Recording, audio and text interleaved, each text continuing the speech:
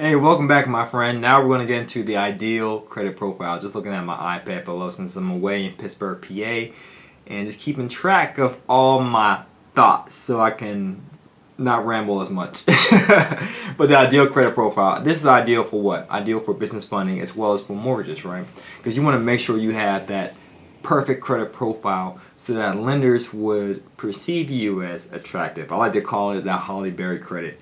You look so fine, so attractive to lenders, to creditors, that they all want to say yes to you. You want to be perceived as an attractive borrower. So let's get into it. One of the ways that you could be perceived as an attractive borrower by having your debt utilization, as we talked about before in previous videos, below 30%. The lower, the better. But the highest you want your debt utilization to be is at 30%. So what do I mean by debt utilization? It's a total amount of debt you have charged to a credit card in comparison as a ratio to how much your maximum limit would be. So for example, let's say you had a Bank of America credit card. You have $600 charged to that card and you have $1,000 maximum limit. So 600 divided by 1,000 equals 60%. So your debt to credit ratio, aka your debt utilization, those words are synonymous, debt to credit ratio and debt utilization, in that scenario is 60%. But ideally you want it to be 30%. So let's say you did a credit line increase, like I said, more than double, right? You had a credit line increase from 1,000 to 2,000, and of course you had to self-control. You're not going to charge it up and say, "Whoa, I got 2,000. I'm gonna charge this thing up." No, don't do that. Don't do that. No. But let's say you had the self-discipline, self-control, not to charge it. Your new debt to credit ratio in that scenario is 600 divided by 2,000, which is now 30%. So you got your debt to credit ratio in order, the ideal profile, just by doing the credit line increase. Now, if they say no to the credit line increase, that's fine. Pay down the debt. Okay. Another thing creditors like to see when saying yes to you in regard to financing is having fewer than 5 inquiries or less within the past 6 months. Now, if you apply for business credit and you have a ton of inquiries as a result, don't worry. Inquiry removal is possible, and you can get those removed. So just check our resources below for more information about our inquiry removal, okay? But you definitely want to have as fewer inquiries as possible. That has a huge impact on your score. So you might be thinking, well, I have a 740 FICO score, Juan Pablo, but I have about 13 inquiries. Does that matter? If they're recent inquiries, yes. Now, if they're older inquiries, let's say you got an inquiry 20 months ago, it will have less of an impact. And inquiries tend to stay on your credit report for 24 months, okay? But the older, the less impact they have. The fresher they are, more recent they are, the biggest detrimental impact it will have on your FICO score. So 5 or fewer. Again, if you need inquiry removal, check out our resources. So you want to have a 720 FICO score. So again, if you apply for business funding, and let's say you have a 680, don't say I'm going to wait till I have a 720 to apply. Apply now. I had a 680 when I applied for business credit. So the same stuff I'm advising you to do, that's what I did. I didn't have a 720. I had a 680. I applied. I didn't receive the typical award amount for business funding, which is $40,000. I received 6, as I mentioned in my previous video, right? I received 6,000, but at least I was able to get in the door and increase those limits. Like I mentioned, I increased it from 1,000 to 5,000 within a 20-minute phone conversation, and then I increase it again to about 26,000. That's simple. And if you get in the door at a minimal amount and do credit line increases, you don't owe us any more money if you hired us as your business credit coach to get you to provide you with business funding. You don't owe us a single cent for credit line increases. But our goal is to get you the maximum funding possible so you can use that for your business endeavors, especially real estate investing. And if you increase those lines, that's your doing, so you don't owe us a penny for that, okay? So make sure you have a 720, but if not, even if you have a 680 or lower, apply. Even if you have a 500 or 400, it doesn't matter. Apply and get the free consultation, okay? And by the way, if you get a low amount, let's say 5,000 or 6,000, don't think, oh, that's not enough. I'm just going to turn it down. Who are you to say that's not enough? Let's say you got awarded 5,000. That's $5,000 you did not have yesterday. Who on earth says no to funding? You're an entrepreneur. That's your job description, to get access to funding as well as get access to deals. Now, if you have zero funding and someone's offering you $5,000, take it as long as it makes financial sense. Okay, so I will advise you, because I have a lot of people who apply with that twisted mindset. Right? If they got 40,000, they'll accept it, but 5,000 they say no, they reject it, and to me that makes no sense. I always say yes. It's more money you can use, and if you don't use it right away, let's say you are cash rich, right? Cash is king, credit is queen. Let's say you do have a lot of cash. You might be thinking, well, do I still need business credit? Yeah, for reserves, for emergency purposes. That's what I use mine for. So instead of me having funding that's liquid in my account just to be for reserves, I'm gonna use that money for my next deal. But I have business credit. Just worst case scenario, if I need a roof replaced or another big ticket item like a furnace replaced and several units, repairs need to be done, at least I can use business credit cards to afford those unexpected expenses. So that's what business credit is used for. Assets acquisitions, acquiring rental properties, for example. For other growth reasons, like if you're using it for business use, you need marketing costs, but also for reserves and emergencies. Okay? And that's what I use mine as well. For asset acquisition, growth, like for online business, as well as for emergencies. Okay? So 720 FICO score. Ideal credit profile, no bankruptcies, no foreclosures. And if you have them, don't worry, still apply. And you might need credit repair, we can get this removed. And we had a client who did that. They had bankruptcies on all 3 bureaus. They applied for business credit, and they end up enrolling in our credit repair program as a result of those bankruptcies. We were able to get those bankruptcies removed from TransUnion and Experian. Unfortunately, the bankruptcy stayed on Equifax, but did it matter? No. Why? Because we only apply for business credit card companies that only check TransUnion and Experian. We didn't apply for those business credit companies that checked Equifax. Did the gentleman get funded? Yes, over $15,000 as a result. Okay, so we have strategies that can be great for you, specific to your situation, but you'll never know if you don't apply. Okay? All right, no late pays within the past 6 months. Okay, that's ideal. Have a 10-year credit history. So we had a person, I'm just giving you all the ideal profile, but giving you exceptions to the rule as well. So we had a young man, he's 26 years old, Devin, shout out to you, Devin, in Indianapolis. He got awarded over $50,000 at 26 years old. So did he have credit since he was 16? No.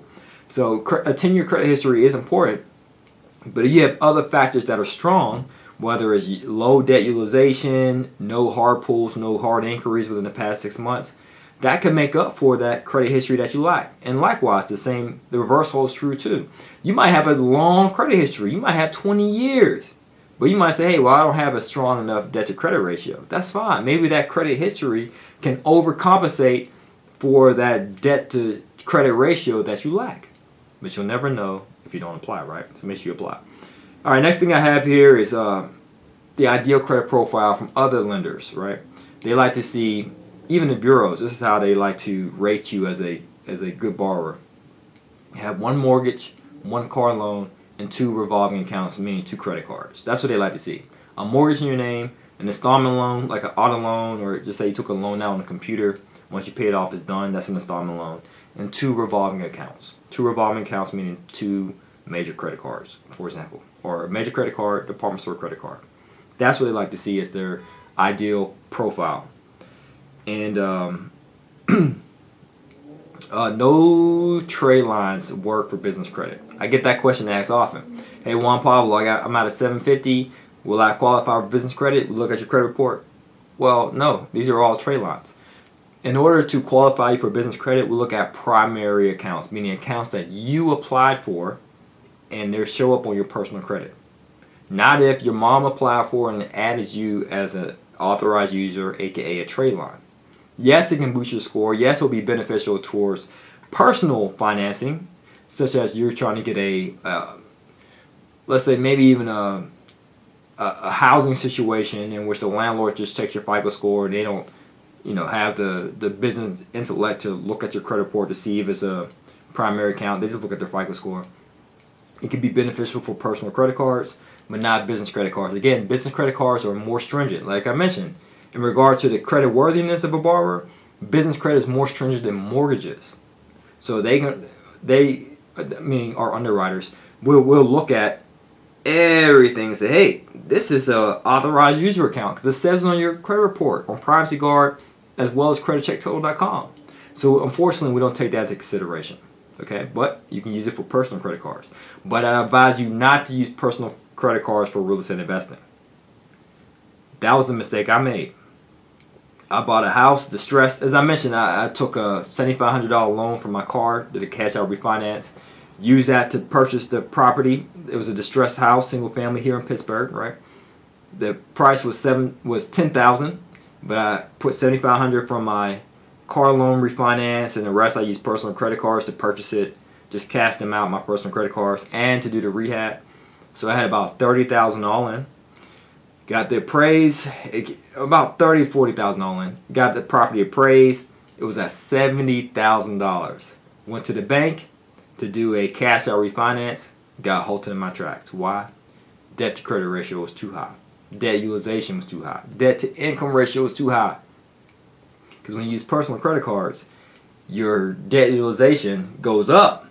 And lenders don't like to see that because they perceive you as what? As thirsty, as desperate for financing, as I mentioned. And they said no.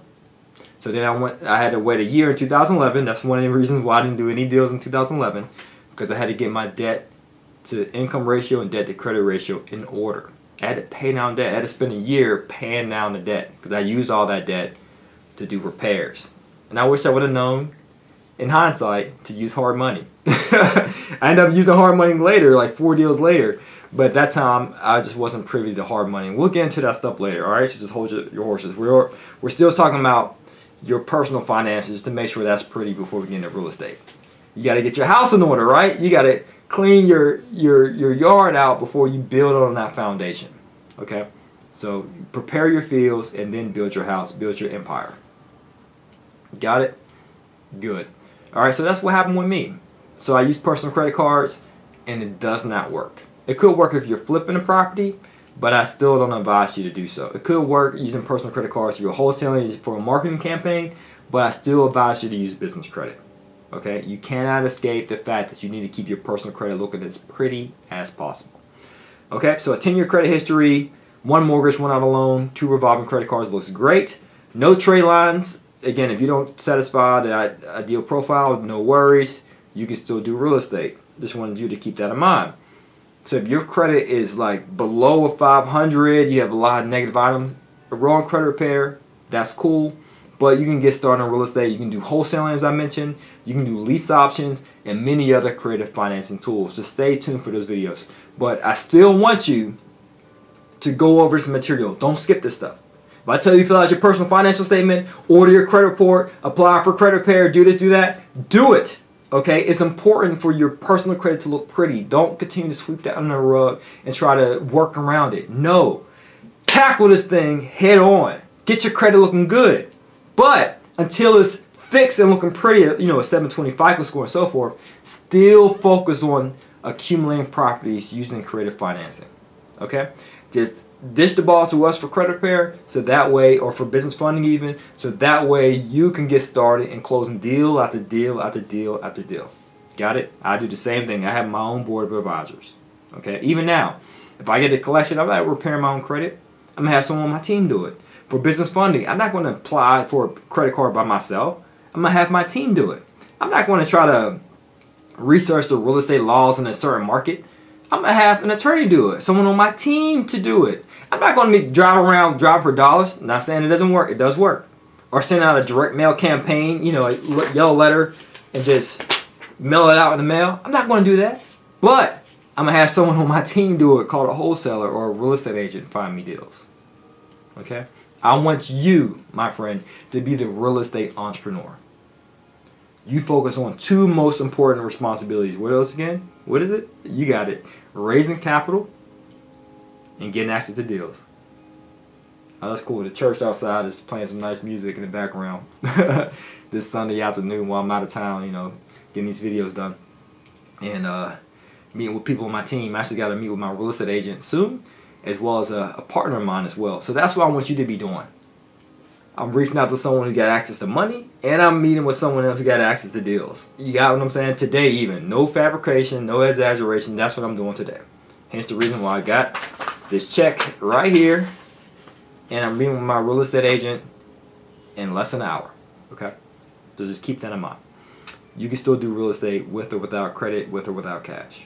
But I want you to be that real estate entrepreneur, that all-star, in which the deal comes into your lap, you decide how you want to do this deal. And if you don't qualify for business credit, as I mentioned before, apply anyway and see the resources. Just apply at the link below so we can call you for your free consultation for business credit. Alright guys, as always, this is to your success. I want you to live the lifestyle. I believe you can do it. Continue to have the positive mindset. Continue to digest this information because you can do it. Keep in mind, I'm adding my faith with yours. If 2 or 3 agree as touching anything they ask will be done to them. I believe you can and will become a successful real estate investor, and you will say goodbye to the 9 to 5 and quit your day job. You're successful, you're prosperous, you're blessed. Continue to earn passively, live passionately. Peace.